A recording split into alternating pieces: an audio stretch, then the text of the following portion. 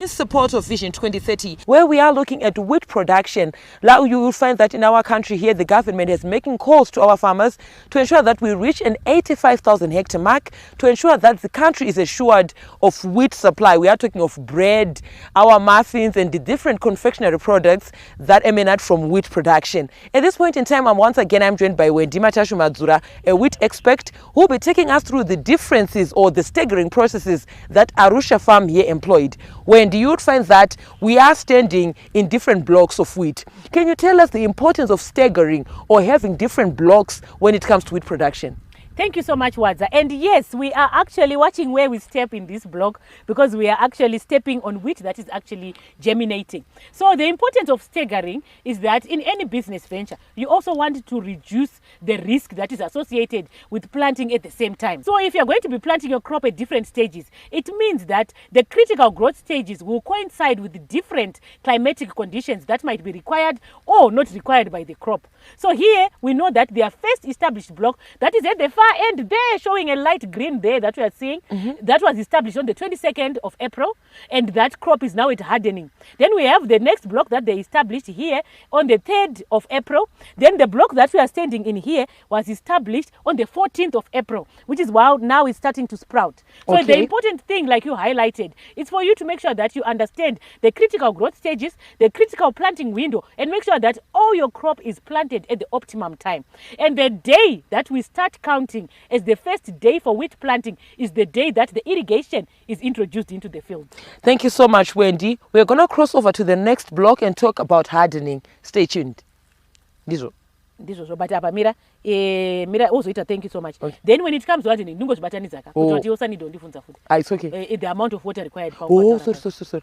Now, Wendy, can we talk about briefly the amount of water that is required from planting up to maybe generally when you are headed towards senescence or maturity? You find that wheat is produced in winter and winter is dry. Can we talk about the water requirements for wheat production? For wheat production, Wadza, like you rightfully put it, it's a crop established outside of the rainy season. So a farmer needs to know right before they establish at the planning stage the amount of water that they'll be able to provide. So you're looking at around 450 to 600 millimeters, which speaks to 4.5 to 6 megaliters of water. So this is also then governed by irrigation scheduling. Irrigation scheduling should be guided by the soil type that you have. For sandy soils, you might irrigate more frequently because you lose water fast. Then if for clay soils, you might also then come in less frequently. But you need to irrigate also guided by the circumstances that are available. Maybe you can only irrigate at night. Maybe you can only irrigate on 3 days a week. So you can also be guided by that in terms of your schedule. But as a rough rule of thumb, for those farmers in sandy soils, they need 30 to 35 millimeters of water, maybe after every 7 to 10 days. Then for those in clay soils, they can come in with 40 to 45 millimeters of water after every 10 to around 12, 13 days. But for irrigation with center pivot, some farmers can come in with 22 millimeters at least once a week. But again, circumstances surrounding your irrigation should be taken into account. Thank you so much, Wendy. We're going to cross over and look at hardening, the process of hardening in wheat. Stay tuned. Indeed.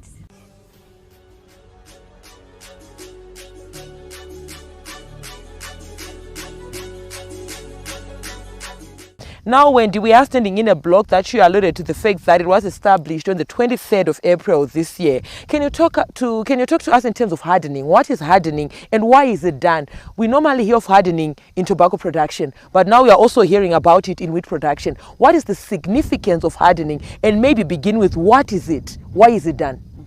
In wheat production, it's a pertinent question that you have brought about, the issue to do with hardening, because some farmers might wonder why it would be important for them to stress a crop that they will have established. After establishing a successful crop like this, then you stop irrigation and you stop nutrition management for a period of time.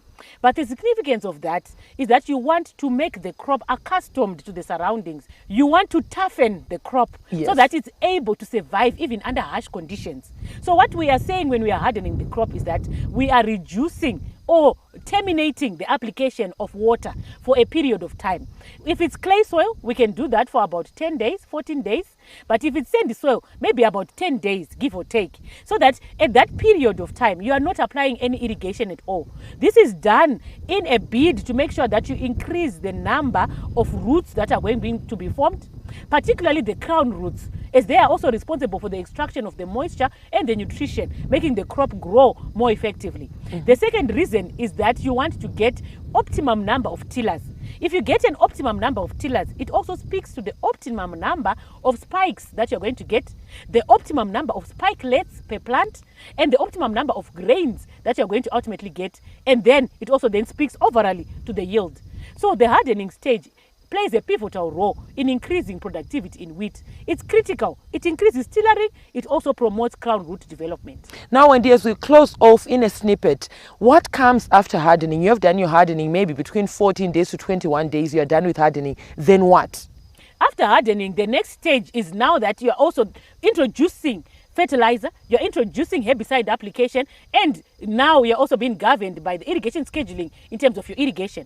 So the first stage, given that the crop was being stressed for about 14 days, 21 days, 10 days, depending on the water holding capacity, you need to introduce light irrigation first.